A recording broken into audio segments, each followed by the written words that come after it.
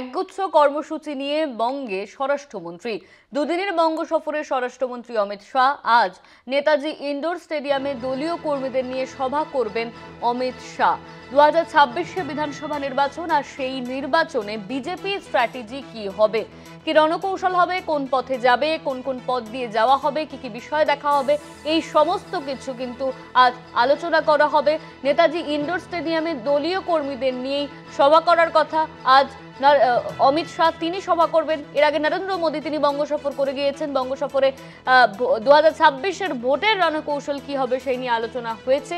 আজ স্বরাষ্ট্রমন্ত্রী তিনি বঙ্গ সফরে, দুদিনের বঙ্গ সফরে তিনি আসছেন। আজ অমিত শাহ তার বৈঠক রয়েছে, অন্যদিকে একগুচ্ছ কর্মসূচি রয়েছে তার। দুদিনের বঙ্গ সফরে স্বরাষ্ট্রমন্ত্রী অমিত শাহ নেতাজি ইন্ডোর স্টেডিয়ামে দলীয় কর্মীদের নিয়ে সভা করবেন অমিত শাহ। এই নিয়ে আমরা কথা বলবো। আমাদের সঙ্গে বিশেষ প্রতিনিধি অঞ্জন রায় আমাদের সঙ্গে ফোন লাইনে রয়েছেন।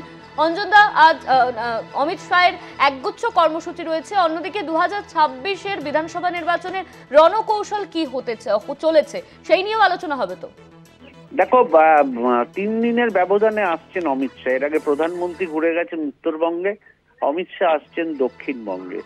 ফলে 26 নির্বাচনের যে প্রস্তুতি বিজেপি কিন্তু শুরু করে দিল।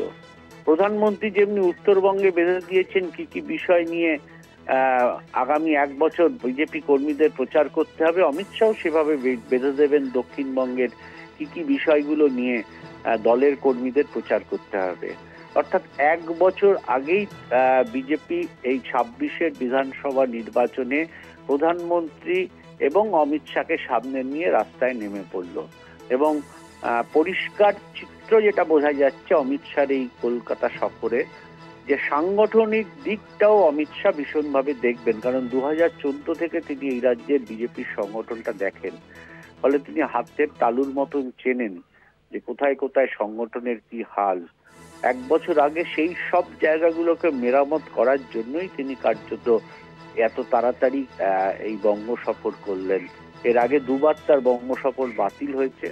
ফলে তিনি বুঝতে চাইবেন, নিজেও বুঝতে চাইবেন যে দলের সংগঠনের হাল কোথায় কি পর্যায়ে আছে, এবং সেক্ষেত্রেও তিনি রাজ্য নেতৃত্বকে প্রয়োজনীয় পরামর্শ দিয়ে যাবেন 26 ইলেকশনে যাতে তারা ক্ষমতা দখল করতে পারে। ধন্যবাদ অঞ্জন দা। আমাদের সঙ্গে ছিলেন আমাদের বিশেষ প্রতিনিধি অঞ্জন রায়। একগুচ্ছ কর্মসূচি নিয়ে বঙ্গ সফরে স্বরাষ্ট্রমন্ত্রী অমিত শাহ, দুদিনের বঙ্গ সফর রয়েছে। আজ নেতাজি ইন্ডোর স্টেডিয়ামে দলীয় কর্মীদের নিয়ে সভা করবেন অমিত শাহ।